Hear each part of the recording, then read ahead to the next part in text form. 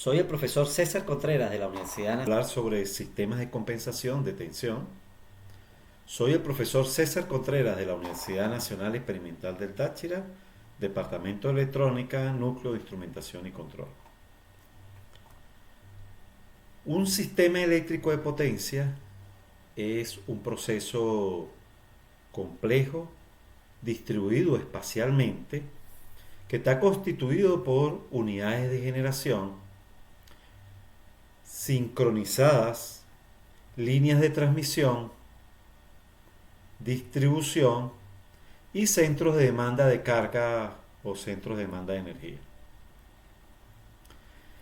Dependiendo del tiempo, podemos tener dinámicas rápidas, medias y lentas, que corresponden con los niveles primario, secundario y terciario de la estructura de organización jerárquica de operación del sistema. Los operadores del sistema determinan los set point o las consignas de las unidades de generación ubicadas en el nivel primario. Para esto usan métodos de optimización de tal manera de minimizar los costos de generación, las pérdidas de transmisión, en general minimizar la potencia aparente transmitida. Todo esto, por supuesto, está restringido por la topología del sistema. Usan para esta minimización técnicas numéricas computacionales basados en métodos de Newton para sistemas no lineales y Lagrangiano aumentado para sistemas con restricciones. Todo esto se denomina o se constituye también el problema de flujo óptimo de potencia. Para llevar el sistema a este punto de operación óptimo, se ejecutan un conjunto de maniobras. Finalmente, en el nivel primario, son las unidades de generación, compensadores y en general dispositivos ubicados en el nivel primario, quienes ejecutan las decisiones tomadas en los niveles tanto jerárquicos, tanto secundario y terciario. Todo esto, del punto de vista de la teoría de control, lo denominamos control supervisorio, ya que este tipo de control es un control no restrictivo. Sin embargo, el nivel primario, el control de accionamiento de las unidades de generación a través de los reguladores automáticos de voltaje, se denomina el control regulatorio. En este nivel, las unidades se controlan o usan diferentes técnicas de control basadas, por ejemplo, en control PID, proporcional integral derivativo. A veces se implementan también controles predictivos, redes neurales, control difuso, etcétera, etcétera. Por otra parte, para mantener la calidad de la energía, se incorporan al sistema un conjunto de generadores de reserva, muchas veces de forma distribuida, que son conectados y desconectados al sistema a través de una planificación diaria que se realiza basado en la predicción producto de datos tomados como consecuencia del histórico de comportamiento de nuestro sistema eléctrico de potencia. Además, por ejemplo, en el caso de la tensión, de la calidad del voltaje, se conectan o se incorporan unidades de compensación de reactivos y estos se instalan muy cerca de los centros de carga, de los centros de demanda, y esto se hace con el objeto de no disminuir el desempeño de transmisión del sistema eléctrico. Por otra parte, también ha ido evolucionando o se realizan prácticas, se reorganiza la topología de la red, muchas veces en mini redes, redes inteligentes, se separan por zonas, se incorporan dispositivos basados en electrónica de potencia e inclusive hay una alta penetración de energía de fuentes alternativas. Todo esto con el objeto finalmente en precisamente seguir mejorando la calidad de la energía, pero a su vez reducir los costos de generación, operación y básicamente mejorar también la autonomía de nuestros sistemas.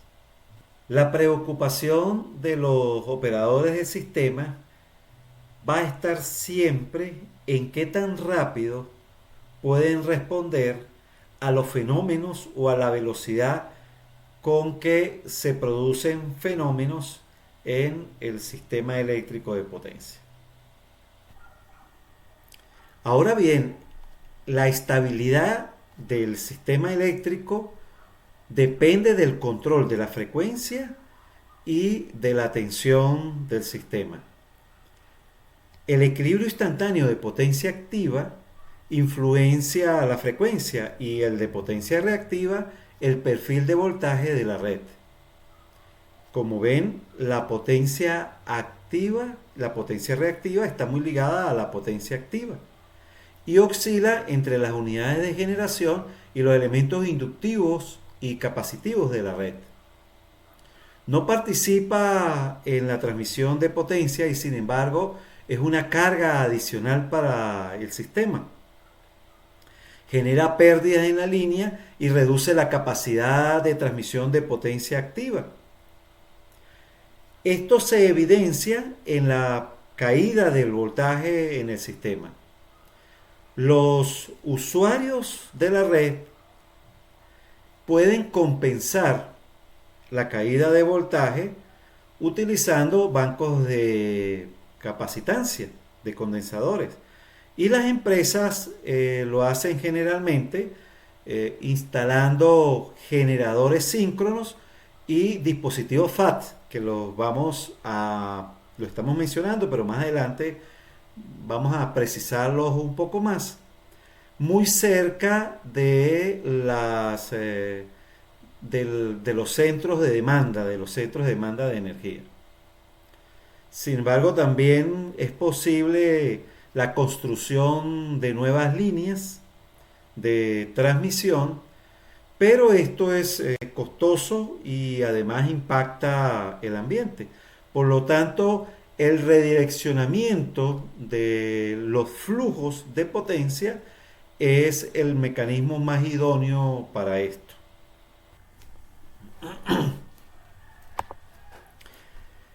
En la estructura jerárquica que mostramos en esta lámina, para llevar a cabo el control de la tensión del sistema, se puede implementar de dos maneras. Una centralizada, en la cual el control terciario y secundario se juntan, y la otra descentralizada, donde cada uno de estos niveles jerárquicos tienen sus tiempos de respuesta y sus propios objetivos. Como podemos observar, en el caso desde el control de frecuencia en la jerarquía que mostramos hacia el control terciario, hacia más arriba del control, aumenta entonces el tamaño de la zona, del espacio, mientras que hacia el control primario y el control de frecuencia del sistema disminuye el tiempo, es decir, las respuestas son mucho más cortas, hay una mayor velocidad en la dinámica de respuesta del sistema. Ahora, ahora bien, ¿con qué medios llevamos a cabo el control de la tensión? En general, sistemas de excitación de la máquina síncrona y el control automático de voltaje, bancos de capacitores, como mencionamos anteriormente, y reactancias en paralelo conmutadas, transformador con control de cambiadores de tomas TAP y dispositivos FAT. Veamos esta tabla donde en el nivel primario los equipos que se suelen utilizar son el transformador con TAP, banco de capacitores, dispositivo TAP, restauradores dinámicos de voltaje, compensadores estáticos de bar y compensador síncrono estático. El objetivo en este nivel es mantener el voltaje del bus lo más cercano al valor deseado, valor de set point, a la consigna enviada por el operador del sistema. Sus tiempos están entre 100 milisegundos y 20 segundos y el alcance geográfico es completamente local. En el caso del secundario, entonces, como mencionamos en la introducción, se utilizan el método de la optimización de flujo de potencia, en este caso en tiempo real, para hallar de forma coordinada, es decir, incorporando información de toda la red, de los voltajes de los nodos, de los equipos de compensación, de los generadores, hallar con esa coordinación, con toda esa información de la red, la información global, el valor deseado, el valor que debe tener cada uno de estos dispositivos, de tal manera de que en conjunto mantengan el perfil del voltaje. Los tiempos de respuesta están alrededor de los minutos y en este caso se amplía, su alcance es una zona donde se involucran diferentes buses. Ahora, en el caso terciario, entonces de nuevo también se utiliza las técnicas de flujo de potencia, óptima de potencia, y aquí lo que interesa es definir el valor deseado de nodos pilotos. Estos nodos pilotos se eligen de forma adecuada, siguiendo también un conjunto de técnicas y metodologías que permitan identificar un nodo a través del cual o la condición que debe cumplir es que si controlo el voltaje o la tensión de ese nodo, entonces garantizo o mejoro el perfil de voltaje de un conjunto de nodos alrededor de este. Los tiempos de respuesta están por el orden de los 15 minutos y se suman a esta área un conjunto de zonas. Además, en este nivel terciario se toman más en cuenta consideraciones económicas de flujo de potencia entre las zonas y se trata de maximizar las reservas de la potencia reactiva, por supuesto, minimizando las pérdidas en los nodos pilotos. Ahora, hablar de estabilidad de un sistema desde el punto de vista de la tensión quiere decir que todos los nodos, como vemos en la topología de esta red de 9 nodos estén dentro de un rango de voltaje definido. Además vemos del lado derecho la gráfica de respuesta de voltaje con el tiempo, donde cuando sucede cierta perturbación, el sistema sin compensación, este que tenemos de este lado, va a un estado de equilibrio. Pero ese estado de equilibrio no está dentro de un rango de voltajes deseados. Vemos que si hay una mayor perturbación, se pierde, se aleja más todavía de ese rango. Mientras que si hay compensación, en este caso por ejemplo en el bus 11 y en el bus 7, la representación, la figura de la parte de abajo, no muestra la respuesta de todos los nodos a esa perturbación con compensación. Y vemos que regresa a un estado estable, pero dentro de un rango definido. E inclusive cuando la perturbación es mucho mayor, el sistema con compensación intenta mantenerse en ese rango de operación. Eso es entonces lo que denominamos estabilidad desde el punto de vista de la tensión. Algunos de los factores que influencian el colapso de tensión puede ser la salida de una unidad de generación, el pobre desempeño de estas unidades de compensación o, por ejemplo, el accionamiento de los controles lentos del lado de la carga, el aumento de la carga, de la demanda de reactiva, la pérdida de equilibrio entre los generadores de reactiva, y clasificamos estos posibles casos de perturbación entre los rápidos y los lentos. En el caso de los rápidos, por ejemplo, la caída de generadores se modela a través de ecuaciones algebraicos diferenciales y se resuelve utilizando simulaciones temporales.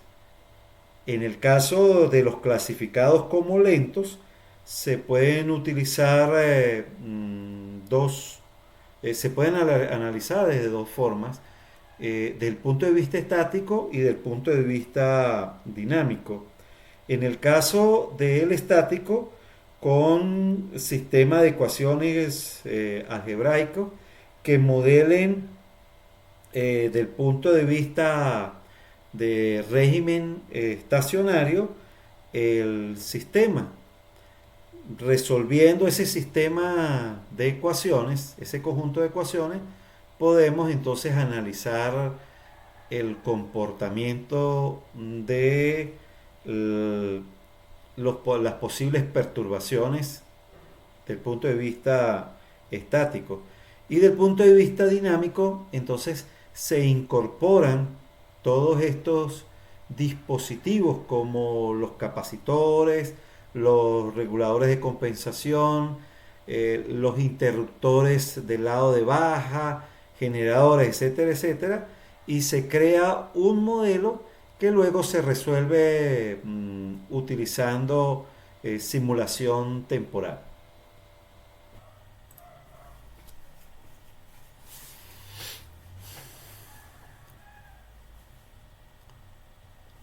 También tenemos que dentro de los métodos de análisis de estabilidad de tensión estático hay algunos gráficos como la curva de PV o curva potencia activa voltaje.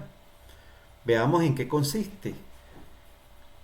Para esto, para ilustrar la forma de obtener la curva PV de un ejemplo simple como esta línea de transmisión radial constituida o compuesta por una fuente, una impedancia de línea, un nodo B sub R y una carga con P sub R, potencia activa, Q sub R, la potencia reactiva. El ángulo entre la fuente y el nodo es delta. Si se resuelve este circuito de corrientes voltaje y haciendo las sustituciones adecuadas, tenemos que la potencia activa nos queda como esta expresión: el voltaje de la fuente por el voltaje del nodo por la susceptancia y el seno de delta.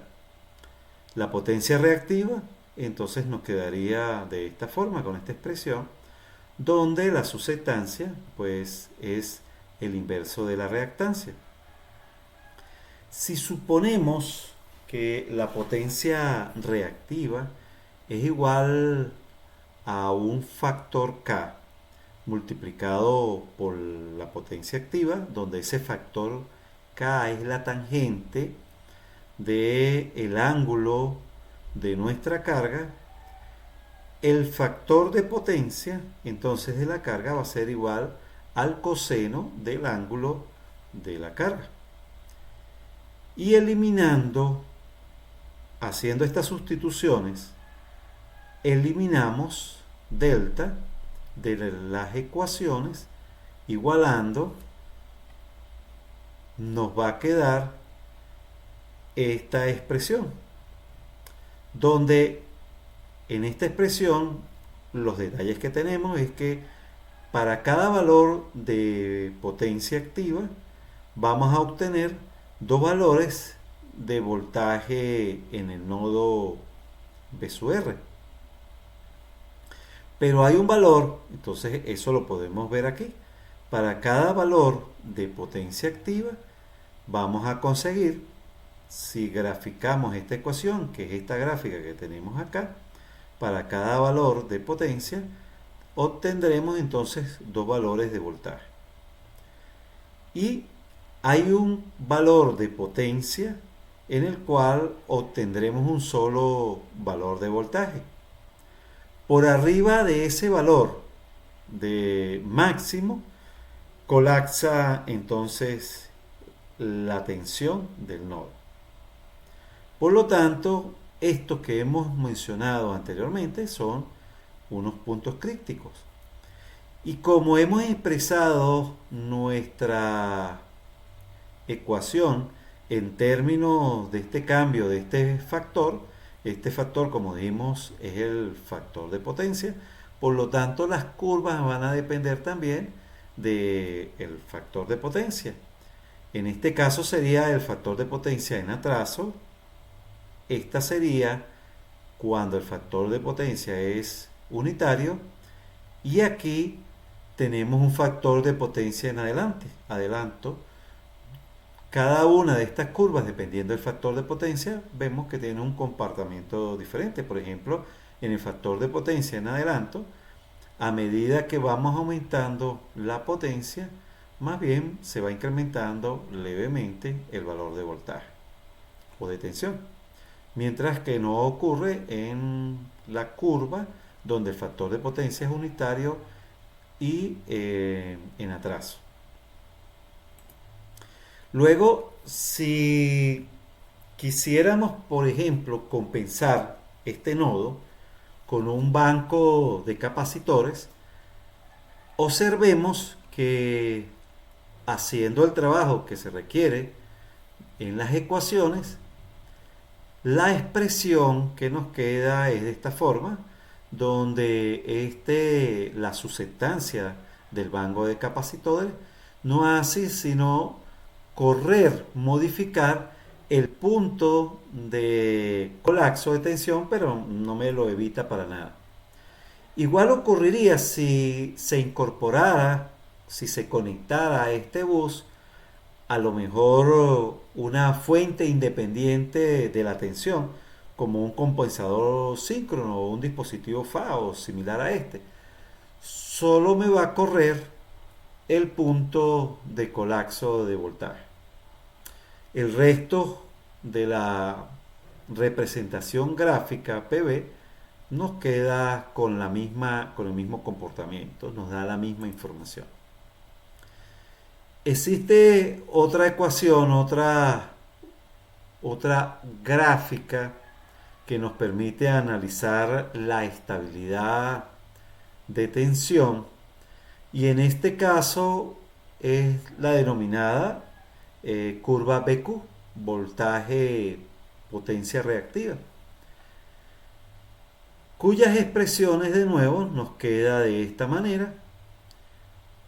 Y ahora en este caso hemos incorporado, como mencionamos anteriormente, una fuente de potencia reactiva en el nodo B sub R.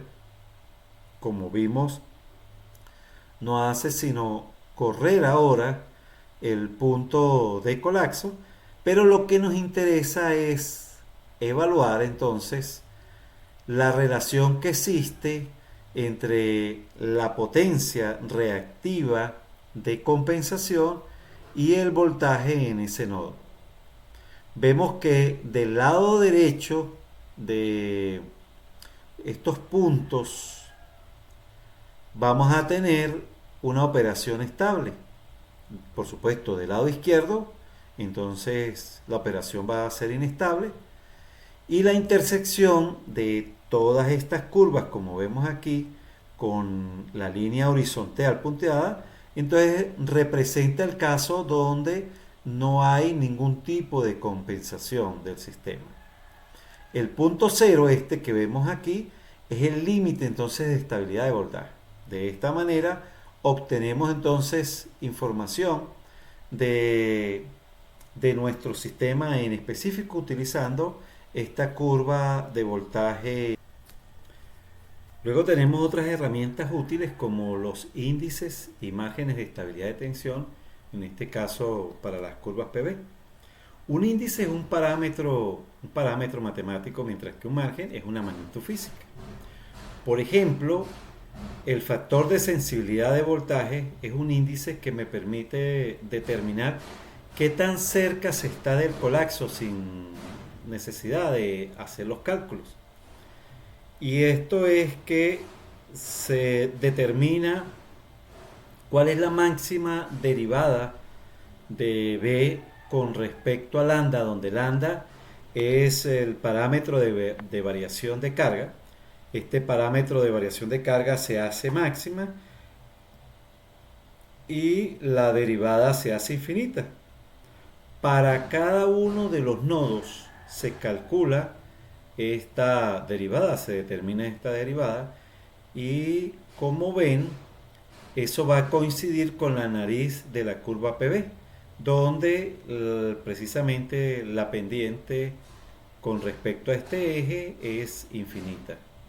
Y luego tenemos el margen, que es una magnitud física, como mencioné anteriormente. Y específicamente tenemos el margen de carga, que es el aumento de toda la potencia, sea activa, reactiva, aparente, en todo el sistema a partir de un punto de operación hasta llegar al colapso. Entonces, en la gráfica podemos observar esta línea vertical como punto de operación, y luego aquí tenemos el punto del colapso. El margen de carga o la cargabilidad, entonces es la distancia entre el punto de operación y el punto de colapso. En el caso ahora de las curvas QB, tenemos el margen de estabilidad de tensión, que se construye tomando todas las barras y haciendo flujos sucesivos en los buses de carga, variando de forma progresiva la potencia reactiva generada. Como vemos, la gráfica QB del lado derecho, este sistema está en el colapso de tensión, y en el lado izquierdo pues tenemos que el mínimo de la curva va a corresponder con el voltaje de tensión en el colapso. Y luego la Q mínima va a ser la potencia reactiva, que sería esto que tenemos aquí, para que la barra tenga un voltaje mínimo. Luego, si tomamos todos los márgenes de reactiva entre todas las barras del sistema, se puede tomar como margen de colapso del sistema el menor de estos márgenes de reactiva. Algunas medidas correctivas que se pueden tomar, como ya hemos visto anteriormente, es la conexión correctivas para evitar el colapso de tensión, o dicho de otra manera, para hacer compensación de tensión, sería la conexión de equipos de generación de reactiva como condensadores, como dispositivos como STATCOM, compensadores de bar estático, dispositivos FAT en general, bloqueo de conmutadores bloqueo de los conmutadores bajo carga en los transformadores, el bote de carga, es decir, desconectar cargas en el sistema. Eso se hace siempre de una forma planificada, y el ajuste de consignas de tensión en las barras de generación y otro tipo de barras. Veamos entonces ya específicamente en el caso de los dispositivos FAT que me permitirían hacer la compensación de voltaje. ¿Qué son dispositivos FAT? Son equipos basados en electrónica de potencia que permiten la flexibilización de sistemas de transmisión AC. Eso es lo que significan los dispositivos FAT. Tenemos entonces en esta tabla los convencionales basados en elementos resistivos, inductivos y capacitivos, transformadores, algunos compensadores conectados en shunt y que son switchados, otros conectados en serie y otros como los transformadores de corrimiento de fase. Estos serían los dispositivos convencionales, tradicionales que se han utilizado. Ahora, los dispositivos basados en electrónica de potencia, como los FAT, tenemos además de dos tipos.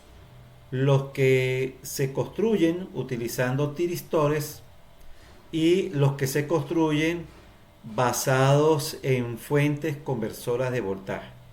En este caso, los que se conectan en paralelo o derivación sería el compensador estático de bar, en el caso de los basados en tiristores, y en el caso de basados en fuente, entonces el STATCOM, los conectados en serie, los compensadores series controlados por tiristores, los basados en BCC, entonces el compensador serie síncrono estático.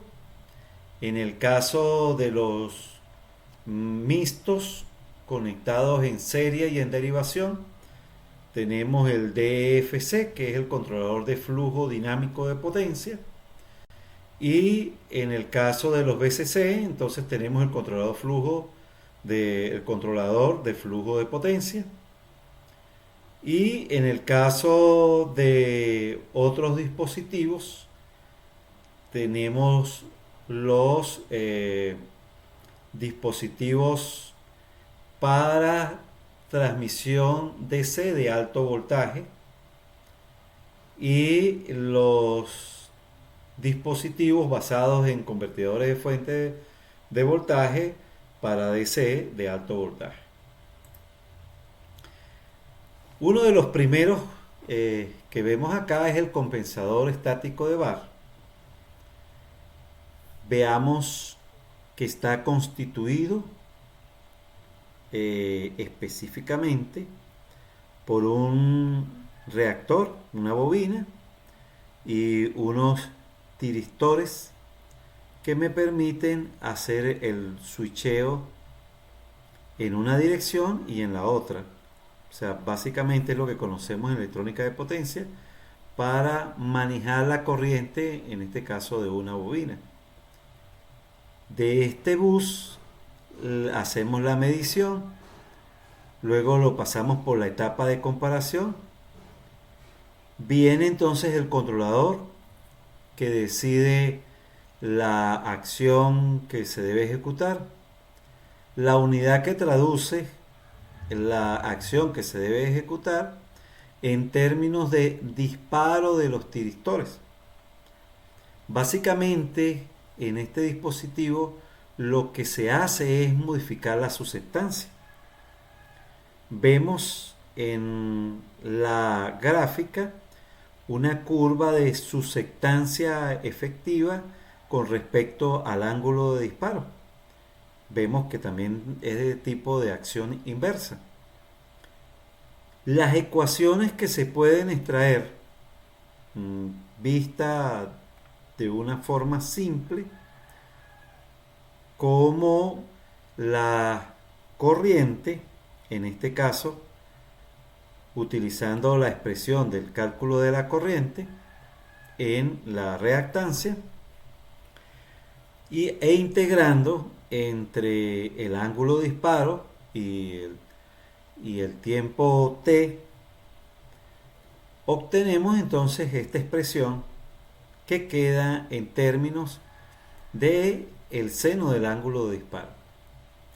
Como les dije anteriormente, lo que realmente y de forma efectiva se consigue con este tipo de compensador es, variando el ángulo de disparo, variar el valor de la susceptancia, que nos queda en estos términos.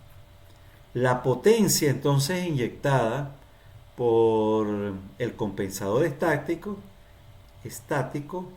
tiene una expresión que lo que más resalta es que es en términos del cuadrado del voltaje de este nodo, el nodo de conexión del SBC.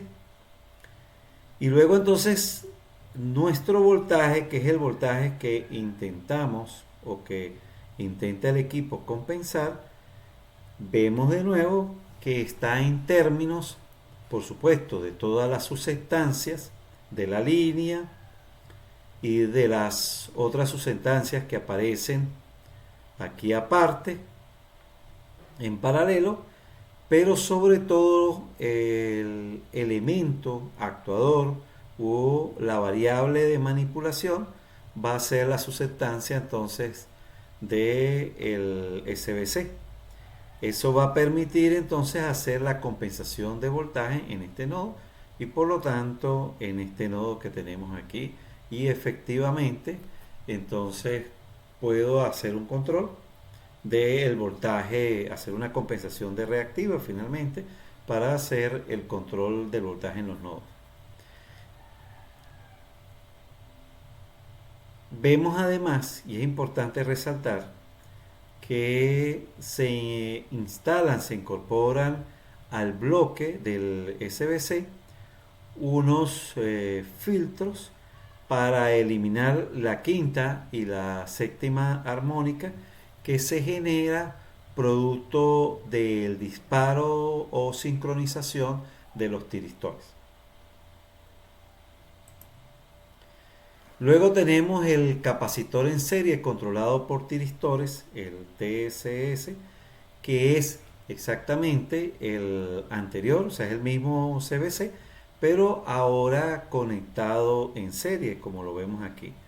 De nuevo, un elemento, una bobina, un elemento inductivo que está siendo controlado de forma sincronizada con el disparo de estos tiristores para aumentar o disminuir entonces la susceptancia efectiva en la línea. De esta forma también, por supuesto, si modificamos, como vemos aquí en la representación esquemática del TCC, la impedancia de la línea, también podemos controlar el voltaje en los nodos. Luego tenemos los dispositivos FAT basados en fuentes conversoras de tensión, la VSC en este caso. Esto es un conjunto de conmutadores, en el caso de la generación trifásica, puestos con esta topología. En este puente vemos entonces una fuente DC, un capacitor, y se van de forma sincronizada disparando los conmutadores de tal manera de que al pasar de nuevo por este filtro obtenga de este lado entonces una señal AC. Esa señal o esa calidad de esa señal, como ustedes se imaginarán, depende del número o de los niveles en este caso, pero efectivamente del número o el conjunto de conmutadores. Hay muchos estudios en base a este tipo de fuentes de conversión donde se busca, pues, por supuesto, mejorar la calidad, obtener entonces señales que sean lo más senoidal puras, menor número de armónicos, además el estudio de elevación de voltaje, de conexión de estos dispositivos, cómo se conectan en los puntos de los nodos cuando se van a conectar en una red.